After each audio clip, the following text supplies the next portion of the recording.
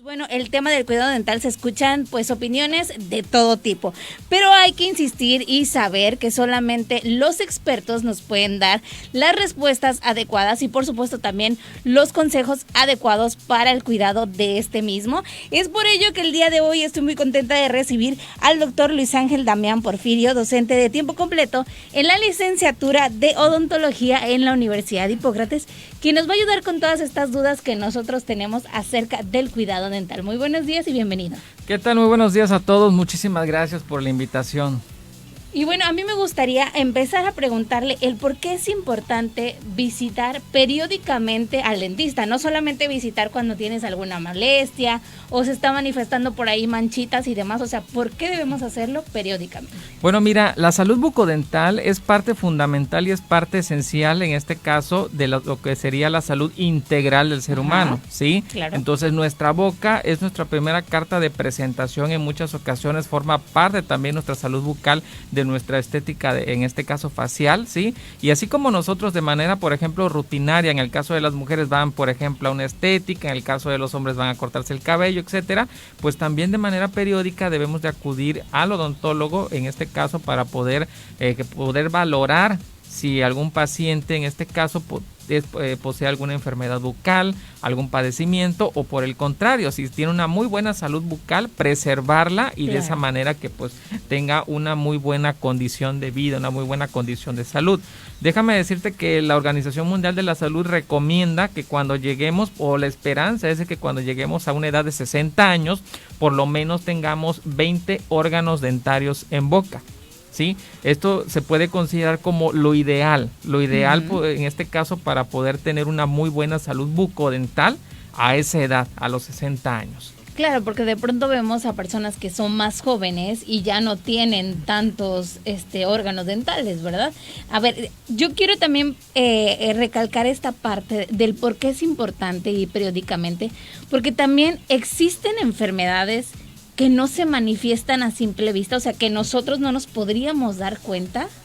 Así es, fíjate que desafortunadamente pues algunas enfermedades bucales no pueden presentar alguna sintomatología inicial o pueden ser asintomáticas en algunos estadios, ¿no? Okay. Entonces, dentro de las enfermedades que podríamos encontrar que pueden ser más comunes en la población y también de acuerdo a lo reportado por la Organización Mundial de la Salud y a nivel nacional aquí en México, incluso en otros países, pues tenemos a la caries dental, ¿sí? Claro. La caries dental que en este caso puede ser desde un estadio inicial con una mancha de una pigmentación color marrón hasta esa característica de color negra, esa mancha negra que comúnmente como conocemos a una caries, ¿sí?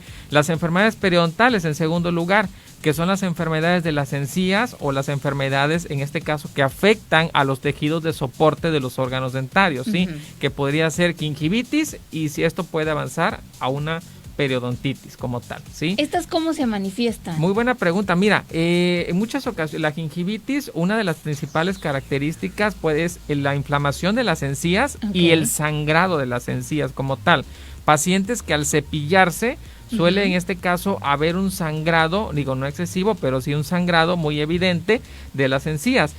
Además también el paciente puede presentar halitosis, ¿sí? Y una acumulación de placa dentobacteriana o restos de alimento también por una mala higiene bucal. Afortunadamente, cuando se logra identificar esta gingivitis en sus estadios iniciales, logra ser reversible siempre y cuando el paciente tenga una muy buena salud bucodental, acuda oportunamente con un odontólogo que le recomiende una buena técnica de cepillado, auxiliares para la higiene, un seguimiento también y de esa manera poder en este caso revertir la enfermedad. Pero si ese estadio de gingivitis avanza y el paciente no se atiende a tiempo, avanza a un estadio de periodontitis. Y la periodontitis implica, además de la inflamación de encías, sangrado, pues la pérdida de los tejidos de soporte de los dientes y por consecuencia los dientes se empiezan a mover, ¿sí? Pues el paciente puede perder los órganos dentarios, empieza a perder hueso, empieza a perder encía, se retrae, se reabsorbe y entonces ese estadio de periodontitis pues ya no es reversible. El paciente en este caso se puede curar efectivamente, pero el hueso y la encía que se pierde ya no se vuelve a regenerar por sí solo. Entonces ya el paciente pues tiene que optar por tratamientos periodontales que ayuden con injertos óseos, injertos de tejidos, a poder regenerar el hueso y la encía y los tejidos de soporte que se llegaron a perder. Ok, de momento solo está mencionando 3 que pueden ser las enfermedades más comunes. La más común, sí. La tercera, según lo reportado también por la Organización Mundial de la Salud, es las maloclusiones. Las maloclusiones que implica una desarmonía, en este caso en el acomodo de lo que serían los órganos dentarios en las arcadas y que por consecuencia pueden traer también afecciones en la articulación temporomandibular, en la masticación, en la fonación también de los pacientes, ¿sí? Entonces esa sería. Y actualmente en los últimos 3 años también se ha reportado, déjame decirte, de acuerdo también por ahí a una conferencia de la FENFEO, de la Federación Mexicana de Facultades y Escuelas de Odontología, una preocupación por el cáncer bucal. En la década de los 80 el cáncer bucal también era común, pero encontrarlo en pacientes de la tercera edad, pacientes arriba de los 50, 60 años, fumadores, etcétera, ¿sí? En los últimos 3 años, 5 años, se ha reportado un incremento del cáncer bucal, pero en pacientes jóvenes, pacientes arriba de los 20 años. ¿Por qué? Porque, bueno, también los hábitos han cambiado. Claro. En este caso, el consumo de tabaco, de alcohol, de drogas, de las prácticas sexuales, pues predisponen a que también a la aparición de un cáncer bucal, en este caso en etapas muy tempranas de la vida también, recordando que el cáncer es multifactorial. Sí, sin duda alguna. Y bueno, cómo es importante esta parte que mencionas, el cómo también ha ido cambiando y de pronto no solamente el cáncer bucal, es una de las tantas enfermedades que antes decían, bueno, no, ya cuando estás más grande o lo veían en pacientes adultos. Y ahorita es completamente lo contrario. Y bueno, dentro de estas enfermedades que son las más comunes de las cuales se ha mencionado, ¿únicamente es esta parte de la higiene bucal para poder prevenirlas? No, tenemos, además de tener una muy buena higiene bucal, ¿sí? Claro, acudir con un odontólogo que haga una revisión, una exploración clínica y de esta manera pudiera en este caso recomendar a cada paciente de acuerdo a su condición de salud bucal auxiliares para la higiene bucal, ¿sí? Entre ellos, pues bueno, la utilización en este caso de un enjuague bucal, la utilización de hilo dental también, en este caso hay diferentes tipos de hilos y de enjuagues también que podríamos abordar, y además la utilización de una muy buena técnica de cepillado. Estas herramientas de higiene bucal, por supuesto, pueden ir disminuyendo lo que podría ser la incidencia de alguna enfermedad bucal, sobre todo en el caso de la caries y de las enfermedades periodontales como la gingivitis. También hablemos un poquito acerca del cuidado de los niños, porque de pronto pueden llegar a pensar los papás que como son niños, pues hay nada más un cepilladito así y listo. Pero ¿a partir de qué edad, a partir de cuántos meses es cuando deben de empezar a prestarle atención? Fíjate que esa también es una interesante pregunta. Hoy en día estamos muy abordados por esta parte de lo comercial, que nos dicen que el enjuague bucal, que la pasta, etcétera, que ideal para los niños. Pero mira, lo ideal para el caso de los niños es de que a partir de que empieza a erupcionar la dentición infantil después de los 6 meses, hay que empezar a hacer la higiene, en este caso de los niños, con un cepillo dental especialmente para niños y supervisado siempre por los padres, ¿sí? Entonces hay pastas dentales que son exclusivamente para niños, que contienen pues poca cantidad, mejor dicho, cantidades de flúor que también le benefician, ¿sí? Además también existen enjuagues bucales que también son especialmente para niños. Entonces a los niños, después de los 6 meses que empieza a erupcionar lo que sería la dentición primaria, la dentición infantil, hay que empezar a hacer un aseo, en este caso, de esos órganos dentarios. Ahora, ¿cuánta pasta debo de utilizar en los niños? Porque eso es bien importante, porque le ponemos la verdad en todo el cepillo y eso está súper mal. Es correcto, exactamente. En el comercial claramente nos llenan lo que sería el cepillo de la pasta, pero lo ideal es que en los niños, después de los 6 meses hasta los 3 años, ya que terminó la erupción de la dentición infantil, la cantidad debe ser similar al tamaño de un grano de arroz. ¿Sí? De los 3 años a los 6 años, aproximadamente debe ser el tamaño de un guisante, de un chícharo. Y después de los 6 años, debe ser el tamaño de un garbanzo, en este caso, ¿sí? muy parecido a lo de un chícharo, pero un poquito más. De hecho, si somos bien observadores, los cepillos en este caso tienen colores que son muy llamativos. Las cerdas dentales tienen colores que son muy llamativos. Claro. Y si ustedes observan bien su cepillo de dientes, si lo tienen ahorita en casa, se van a dar cuenta que en la punta del cepillo o en el centro del cepillo es de un color diferente o un color más llamativo, que incluso viene en forma de circulito o viene en forma triangular. Eso nos indica la cantidad, en este caso, de pasta que nosotros debemos de colocar en los cepillos, por ejemplo, para adultos o en los cepillos que son, en este caso, para niños. Ok, perfecto. Hablando también de los niños, las pastas de pronto tienen como que sabor a chicle o cualquier... ¿Sí funcionan? Sí, las pastas dentales que son para niños, pues bueno, tienen una composición y un sabor agradable de tal manera que puedan beneficiar. Entre ellos, pues bueno, principalmente lo que sería el flúor, ¿sí? Quitan lo que son los azúcares, por supuesto, para no perjudicar. Entre ellos, bueno, otros componentes también, como sería, en este caso, el sorbitol, entre otros, ¿no? Entonces, las pastas, además, los enjuagues bucales también, que se utilizan para los niños, tienen colores y sabores que son agradables, ¿sí? Un sabor a chicle, sabores en este caso a cereza, frambuesa, y que eso los hace más llamativo también a los niños. Claro, ¿sí? De esta forma pues tú le vas inculcando esta higiene bucal desde pequeñito. Así es. Ahora, aquí la pregunta sería también a partir de qué edad yo le puedo dar un enjuague bucal a un niño. Okay. ¿Sí? Entonces, primero, los enjuagues bucales que tenemos para los niños, su principal componente dentro de ellos es el flúor, ¿sí? Lo recomendable es que después de los 6 años, ya que empieza a erupcionar la dentición permanente, podamos hacer ejercicios en el niño, dándole un sorbo de agua, que haga buches, que haga gárgaras, y si logra dominar esta técnica, entonces sí, ya podemos darle el enjuague bucal infantil, antes no. ¿Por qué no es recomendable por lo menos antes de los 6 años? ¿Por qué? Porque el niño no puede dominar o no puede evitar el poder ingerir el enjuague bucal. Entonces, claro, eso también puede ser un riesgo si llegan a ingerir el enjuague bucal. ¿Sí? Entonces, después de los 6 años, ya podemos ir en este caso dándole un enjuague bucal que sea especialmente para niños, ¿sí? Okay. Y una pasta dental que sea para niños. Perfecto, pues ahí están esos datos bastante interesantes para empezar con esta educación sobre la higiene bucal, es bastante importante y sobre todo lo menciona, ¿no? Desde a partir de los 6 meses, justo cuando también se inicia la alimentación complementaria, entonces también es importante el que pongamos atención a los chiquillos de la casa. Bueno, ¿qué otros problemas de salud puede ocasionar el tener una mala higiene bucal? Bueno, mira, ya lo habíamos mencionado también, aparte de la caries, lo que sería el desarrollo de enfermedades periodontales, en este caso como la gingivitis y periodontitis, ¿sí?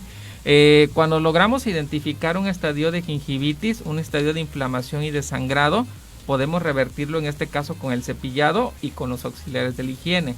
Y si eso logra avanzar a una periodontitis, pues entonces ya además de los auxiliares de higiene, debemos en muchas ocasiones realizar procedimientos, ¿sí?, dentro del consultorio para poder eliminar la presencia, por ejemplo, de irritantes locales como placa bacteriana, como tártaro, ¿sí?, o a lo mejor la formación de algún quiste, alguna otro tumor que se haya formado como consecuencia del proceso de la enfermedad periodontal. Sobre todo llega a ser mucho más grave en aquellos pacientes que a lo mejor son fumadores, consumen drogas, alcohol, sí, o tienen malos hábitos de higiene. Entonces en ellos suele ser mucho más grave, incluso en pacientes que son inmunosuprimidos o padecen alguna enfermedad sistémica también como la diabetes. Entonces hay que tener y prestar muchísimo más atención en este tipo de pacientes, ya que las enfermedades bucales se suelen manifestar con mayor gravedad en ellos. Ok, perfecto.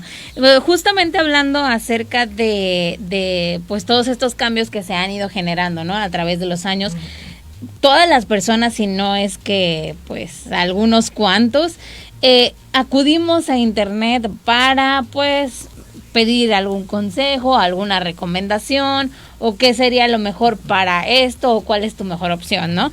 Entonces nos podemos encontrar también con mitos que por ejemplo lo platicábamos antes de iniciar el programa, acerca del bicarbonato, acerca de que es normal que te sangren las encías cuando te los estás cepillando. Entonces, ¿qué tan complicado es y qué tan grave es el que también nosotros acudamos a una página web donde ni siquiera a veces conocemos las fuentes, no sabemos dónde buscar? Entonces existe esta mala información acerca del cuidado y sobre los mitos que ya me lo mencionabas, ¿no? Que realmente no es la mejor opción el utilizar el bicarbonato para blanquear los dientes, que, ojo, mencionabas, ¿no? No los blanquea. Entonces ya tenemos una mala información respecto al uso del bicarbonato. Sí, déjame decirte que bueno, hoy en día estamos muy invadidos con esta parte de comercial y esta parte del internet y hay mucha desinformación. Debemos de consultar que las fuentes sean confiables, pero sobre todo acudir pues con un experto en el área de la odontología que nos pueda despejar estas dudas, ¿no? Con respecto al bicarbonato, como mencionábamos, no ayuda a blanquear los dientes, más bien ayuda a desmanchar los dientes. Es un mito, por lo tanto así lo dejamos, ¿no? Okay. Ayuda a desmanchar. ¿Qué quiere decir esto? Para los pacientes que, por ejemplo, y en general para todos que consumimos a lo mejor los pigmentos que tienen los alimentos, sobre todo que vienen empaquetados, los pacientes que fuman, los consumidores de refrescos, de jugos, el esmalte de los dientes se llega a manchar, ¿sí? Entonces, bueno, como un auxiliar, en este caso de la higiene, utilizamos pastas dentales y que en algunas de estas pastas dentales o en la gran mayoría pueden tener bicarbonato de sodio o otros abrasivos que pueden ayudar a desmanchar los dientes. Por lo tanto, el bicarbonato, la función que tiene es hacer o quitar las manchas que tienen los órganos dentarios, no blanquearlos, porque eso es algo diferente. El blanquear los dientes implica la utilización de otras sustancias que deben de ser ya supervisadas por un odontólogo para dar tratamiento y seguimiento a un blanqueamiento dental. El bicarbonato únicamente va a desmanchar. Entonces, yo en lo particular, sí, porque es un tema también muy controversial. Sí. Sí. Yo en lo particular les diría, si quieres en este caso desmancharte los dientes, acude con un odontólogo que te pueda en este caso realizar un procedimiento dentro del consultorio, porque se puede hacer para poder desmanchar esos dientes, ¿sí? Igual que te pueda también recomendar una pasta dental que contenga bicarbonato o otros abrasivos y que puedan de esta manera favorecer a quitar las manchas en el esmalte de los órganos dentarios. No es recomendable utilizar el bicarbonato en casa, ¿por qué? Porque el bicarbonato es abrasivo y si nosotros lo utilizamos de manera periódica, ¿sí?, puede llegar en este caso a dañar o a lesionar la superficie del esmalte dental e incluso causar sensibilidad si lo utilizamos de manera periódica. Si alguien en casa dice, es que yo lo quiero ocupar porque me dijeron, bueno, a lo mejor lo pudiera hacer, pero ocuparlo de 2 a 3 veces por mes, si acaso, ¿sí?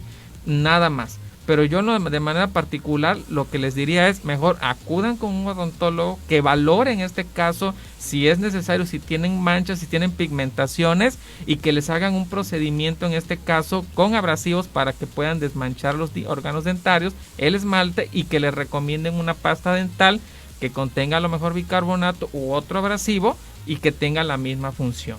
Perfecto. Hablando del blanqueamiento, ¿qué tan recomendable es aún así ir con un experto a que te lo hagan? Porque también puede pasar que se desarrolla esta sensibilidad que ya mencionas. Así es, mira, existen en este caso diferentes también mitos alrededor de un blanqueamiento dental, ¿sí? Las pastas dentales y los enjuagues incluso, pues, son auxiliares, más no te blanquean como tal los órganos dentarios, ayudan a desmanchar también, ¿sí? El blanqueamiento dental es un procedimiento donde ya abordamos directamente lo que sería la dentina de los órganos dentarios, que es donde se impregna el color, donde está el color en realidad.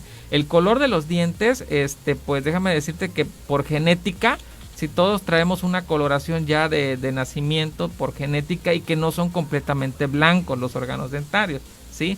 Entonces la persona que quiera realizarse un blanqueamiento debe primero ir con el odontólogo y valorar si es candidato a realizarse un blanqueamiento dental. ¿Por qué? Porque hay que valorar si no hay enfermedades bucales, ¿sí? Hay que, en este caso, revisar si no existen zonas de desgaste, si no existe presencia de maloclusiones también, ¿sí? Si el paciente en este caso tiene una buena higiene, lleva una alimentación también que pueda favorecer el blanqueamiento dental incluso, y de esa manera se puede valorar realizar el blanqueamiento. Y dentro de los componentes que se pueden utilizar para el blanqueamiento, pues son en este caso algunos componentes como peróxido de hidrógeno, peróxido de carbamida, pero ese tipo de sustancias deben de ser exclusivamente supervisadas para su aplicación dentro de consultorio o bajo la indicación de algún odontólogo, porque si el paciente lo hace de manera casera, puede pasar a lesionar los tejidos blandos como la encía, e incluso como consecuencia causar sensibilidad dental. Entonces eso ya puede ser mucho más grave. Ok, pues ahí está también otro dato bastante interesante para todos aquellos que pues tienen estas ganas y el deseo de tener los dientes súper blancos, que ojo, no, eso no se ve nada bien, porque también hay que mencionarlo, ¿no? De pronto es como estas ganas, esta necesidad de querer tener los dientes blancos, y eso tampoco es cero saludable, parecen chicles los que traen ahí pegados. Bueno, más bien es que una vez realizándose el blanqueamiento se tiene que dar un seguimiento al paciente, ¿sí? Ya que tiene que ir de manera periódica a consultas para poder ir disminuyendo diferentes grados, en este caso hasta llegar al tono deseado. O sea, no es nada más en una cita y con un solo tratamiento, es una serie de seguimientos. Además que el paciente pues también tiene que evitar el consumir alimentos que contengan pigmentos, ¿sí? ¿Por qué? Porque entonces en lugar de beneficiar lo vamos a perjudicar.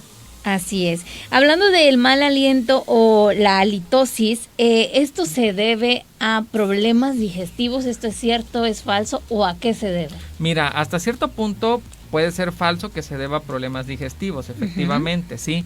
Igual, el paciente que logre percibir o que le logren mencionar de que presenta un mal aliento, una halitosis, pues bueno, es porque o tiene un problema bucal o si no, pues tiene un problema digestivo. Pero lo primero que debe es acudir con el odontólogo, hacer una revisión, una valoración si hay presencia de alguna enfermedad bucal, desde caries o enfermedades periodontales, ¿sí?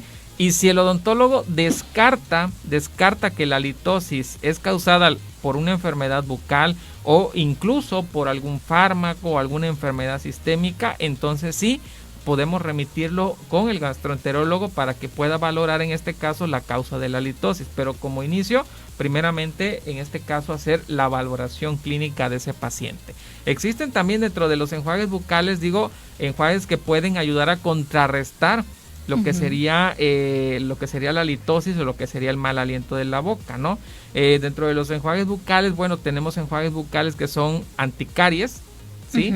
Que son los más comercializados en este caso, que su componente o dentro de los componentes principales que manejan es el flúor, ¿sí?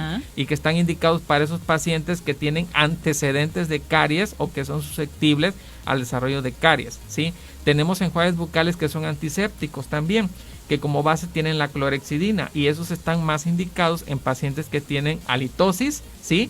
Que tienen enfermedades periodontales, que tienen antecedentes, por ejemplo, de enfermedades también gingivales, que comúnmente, desarrollan acumulación de placa entobacteriana y tártaro.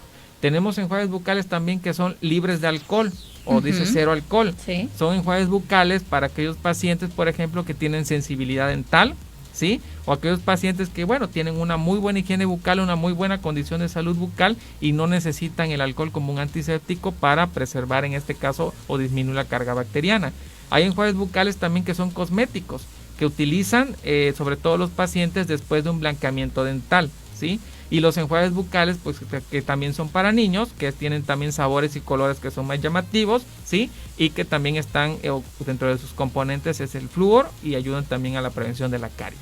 Bueno, pues ahí está ya desglosado cuáles son los tipos de enjuagues bucales que existen y cuáles son los que pues serían los más adecuados para nosotros. Obviamente esto indicado por un odontólogo. Ya casi para finalizar, ¿cómo debemos elegir nuestros cepillos dentales? Porque hay algunos que son con cerdas un poquito más duras, otros con un poquito más suaves, de pronto unos tienen como algún tipo de hundidura. O sea, ¿cómo sabemos elegir cuál es el adecuado para nosotros? Ok, bueno, mira, existen cepillos dentales que son de cerdas duras y de cerdas blandas. Los cepillos que son de cerdas duras están más indicados para pacientes que son portadores de una prótesis, ¿sí? Ok. Y únicamente se deben de utilizar para el aseo de las prótesis nada más, o las zonas donde tengan las prótesis, ¿sí? Por lo regular nosotros debemos de utilizar un cepillo de cerdas suaves, ¿sí? Ok. De cerdas suaves. ¿Por qué? Porque de esta manera evitamos lesionarnos lo que sería la encía y causar incluso una erosión en los órganos dentarios como tal. Existen de diferentes marcas y de diferentes precios, ¿sí? Aquí lo importante no es tanto ni la marca ni el precio, sino más bien utilizar una buena técnica, en este caso de cepillado, ¿sí? Y hacerlo en este caso de manera rutinaria por lo menos 3 veces por día. En realidad, la recomendación es que si yo, por ejemplo, soy adulto, digo, voy a adquirir un cepillo dental, fijarme de que sea de preferencia, y no tengo prótesis, debo de fijarme que sea de cerdas blandas, ¿sí? Que la parte de las cerdas o la cabeza sea de tamaño mediano, ¿sí? Que son las más universales como tal, ¿sí? Y que el mango en este caso del cepillo sea también ergonómico, o sea, se acomode adecuadamente a la técnica de cepillado que yo puedo utilizar. Perfecto. También existen esos tipos de cepillo que tienen en la parte de atrás como para tallar lo que son la lengua o también la parte de las mejillas por dentro. O sea, ¿estos también son recomendables? ¿Sí son funcionales o no? Sí, de hecho, la mayoría o casi todos los cepillos ya ahorita en la actualidad tienen en la parte del reverso de la cabeza del cepillo, al lado contrario de las cerdas, sí, unas pequeñas ranuritas que pueden ayudarnos en este caso a que podamos hacer la higiene de lo que sería la lengua y la zona de las, en este caso de las mucosas también. Entonces son auxiliares también. Perfecto, pues ahí están, ya fueron varias recomendaciones que nos hizo el día de hoy el doctor Luis Ángel, a quien también le agradezco por habernos acompañado el día de hoy y por compartirnos toda esta información. Y pues ahora sí, desde los más pequeñitos hasta los adultos, aprender a hacernos un buen cepillado, aprender a comprar los productos de higiene bucal y lo más importante, a prestarle atención y por supuesto acudir periódicamente con un odontólogo o con un dentista según sea el caso. Muchísimas gracias por acompañarnos el día de hoy. No, al contrario, muchísimas gracias por la invitación. Un saludo a todos. Nosotros vamos a un corte comercial y regresamos con más aquí a nuestra Universidad Radio.